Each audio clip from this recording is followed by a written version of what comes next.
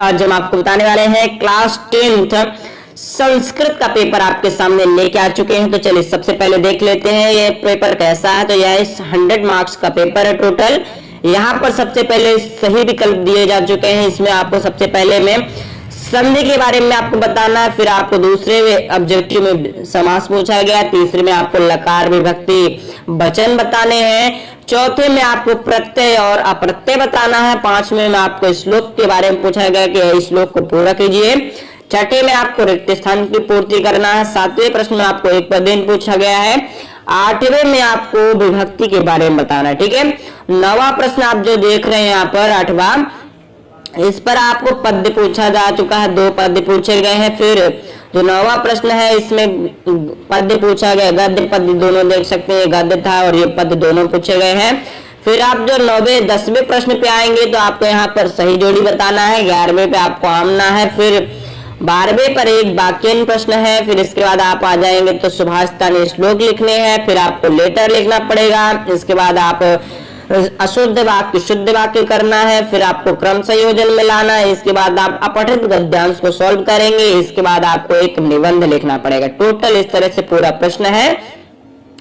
आज की इस वीडियो में हम केवल और केवल क्या काम करने वाले हैं, सिंपल सा ओटी सॉल्व करेंगे। इसके साथ में यहाँ पर आपको पूरे प्रश्नों के जो उत्तर हैं वो आपको मैं बताने वाला हूँ। ये आप देख सकते हैं, मैंने यहाँ पर उत्तर को भी अटैच कर रखा है। आप देख सकते हैं यहाँ पर प्रश्न क्रमांक 5, 6, 7 जितने भी हैं सारे मैंने अटैच कर लिए हैं।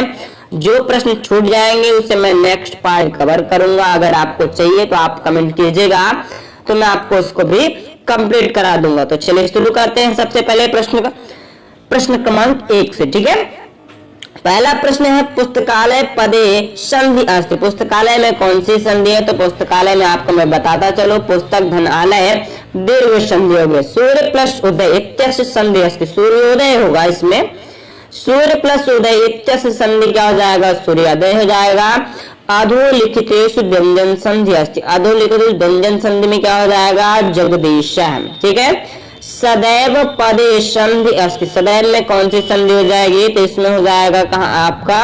वृद्धि संधि। ठीक है, गुरुर्देश पद्यस्य संधि विच्छेद अस्ति। आपको 5वें का आपको कमेंट के माध्यम से मुझे बताना है कि 5वें में संधि विच्छेद क्या होगा। ठीक है, अब हम चलते हैं समास विग्रह में। अगला प्रश्न जो है हमारा तो समास के बारे में, तो आपको समास के बारे में चलते हैं। पहला प्रश्न है यहाँ पर पंचवटी पदे समास अस्ति, पंचवटी में कौन सा समास होगा? तो पंचवटी में द्विगु समास होगा। अधोलिखितेषु बहुब्रीहि समास अस्ति, अब बताना है आपको बहुब्रीहि समास का उदाहरण। तो बहुब्रीहि में कौन सा समास का उदाहरण हो जाएगा? पीताम्बर हो जाएगा। राजपुरुषः पदश समास विग्रह अस्ति, राजपुरुष में कौन सा समास विग्रह होगा? तो इसका हो जाएगा राज्य पुरुष है। क्या हो जाएगा? राज्य पुरुष है। ठीक है, अगला प्रश्न है अधोलिखितेषु द्वंद्व समास अस्ति, अधोलिखितेषु द्वंद्व समास, इसका एग्जाम्पल हो जाएगा द्वंद्व समास का, तो राम लक्ष्मणो। क्या हो जाएगा? राम लक्ष्मणो। अगला प्रश्न चलते हैं यहाँ पर उचित विकल्प चित्वा लिखत, जिसमें आपको लकार बताना है, विभक्ति बतानी है, पुरुष बताना है, वचन बताना है, साथ में धातु को भी बताना है। 5 प्रकार के इसमें प्रश्न है। तो पहला प्रश्न नोट करते हैं, अभवत पदे लकार अस्ति, अभवत में कौन सा लकार होगा? तो यहाँ पर मैं आपको बता दूं लंग लकार होगा। ठीक है, पश्यामि पदे लकार अस्ति, पश्याम में कौन सा लकार होगा? तो पश्याम में आपको बता दूं लृट लकार होगा। गच्छन्तु पदे पुरुष अस्ति, गच्छन्तु में कौन सा पुरुष होगा? तो प्रथम पुरुष हो जाएगा। ठीक है, गच्छन्तु में प्रथम पुरुष करेंगे। भवावह पदे वचनम अस्ति, भवाव में कौन सा वचन होगा? तो द्विवचन होगा। ठीक है, आगे चलते हैं, आगे आते हैं पश्चात पदे धातु अस्ति, पश्चात में कौन सी धातु होगी? तो दृश्य धातु होगी।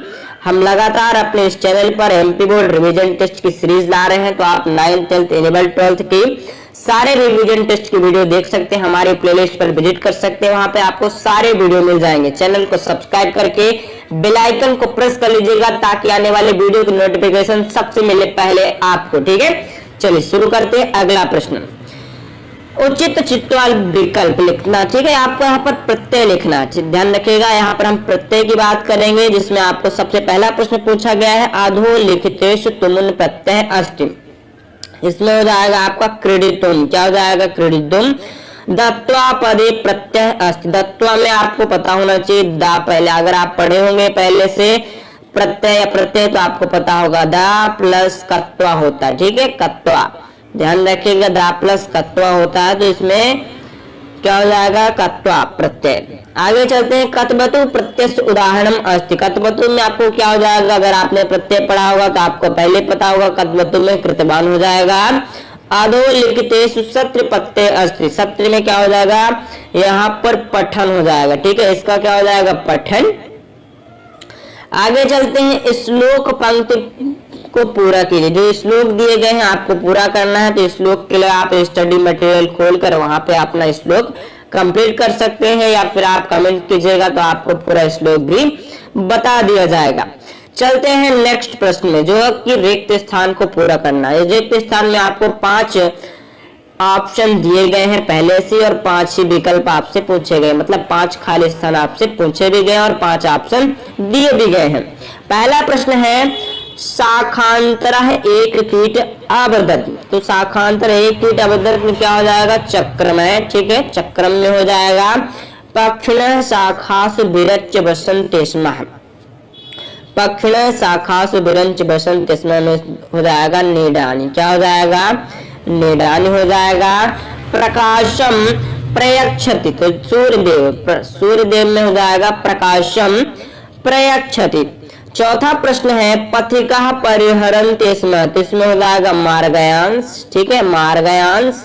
पांचवें में वायु अनिलम ददाति। क्या हो जाएगा? वायु अनिलम ददाति। ठीक है, तो पहला आपको कर लेना है चक्रम, दूसरे में आपको निडानी कर लेना है, तीसरे में सूर्यदेव है करना, चौथे में मार्गयांश कर लेना है, और पांचवें में आपको अनिल है टिक कर लेना है। ठीक है, अब बात कर लेते हैं एक पदेन उत्तर की। तो एक पदेन उत्तर भी काफी सरल पूछे गए हैं, जो आपको बन जाएंगे। अगर नहीं बन पाते तो आप कमेंट करिएगा, तो नेक्स्ट पार्ट में इसको भी कवर कर लिया जाएगा। विभक्ति भी बहुत आसान से पूछी गई, राम की, साधु की, राजन की। तो आप किन्हीं से 3 आपको विभक्ति लिख लेनी है, जो आपको पसंद आए उसमें आप कर सकते हैं। ठीक है, अब बात कर लेते हैं यहाँ पर गद्य की। तो गद्य में आप देख सकते हैं ऑप्शन आपको दिया गया, 2 गद्य करने हैं आपको और 2 पद्य कर लेने हैं। इसके बाद हम बात कर लेते हैं प्रश्न क्रमांक 10 की। तो प्रश्न क्रमांक 10 जो है हमारा है, इसमें हमारे पास 4 ऑप्शन दिए गए हैं।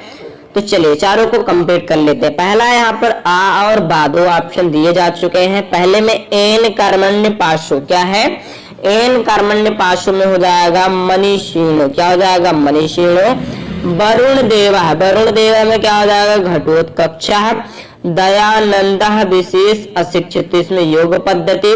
बाघभूषणम का हो जाएगा भूषणम। तो पहले में आपको क्या हो जाएगा? पहले आपको करना है मनीषीणो, दूसरे में घटोत्कचा, तीसरे में आपको योग पद्धति और चौथे में भूषणम कर लेना। ठीक है, अगला प्रश्न आप देख रहे हैं अशुद्ध नाम और ना आपको लिखना है, जो कि आप आसानी से कर पाएंगे, जो कि बहुत ही सरल दिया गया। ठीक है, अब बात करते हैं एक वाक्य की। एक वाक्य में आप देख सकते हैं, एक वाक्य को नेक्स्ट वीडियो में हम कवर करेंगे। अगला आप देख सकते हैं यहाँ पर सुभाषतानी श्लोक पूछा गया, तो 2 सुभाषतानी श्लोक आपको लिख लेने हैं।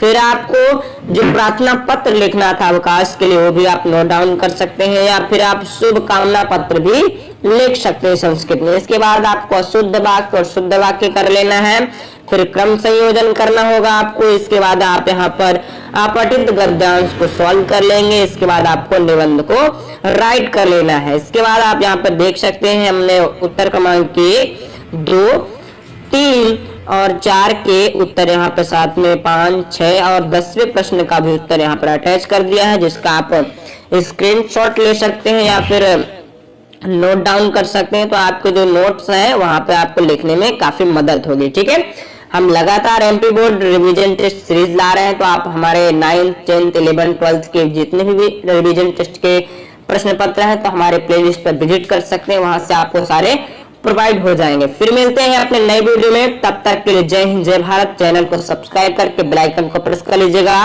दोस्तों को शेयर जरूर करिएगा ताकि उन्हें भी यह जानकारी मिलती रहे रिवीजन टेस्ट के बारे में। फिर मिलते हैं इसी चैनल पर, तब तक के लिए जय हिंद जय भारत।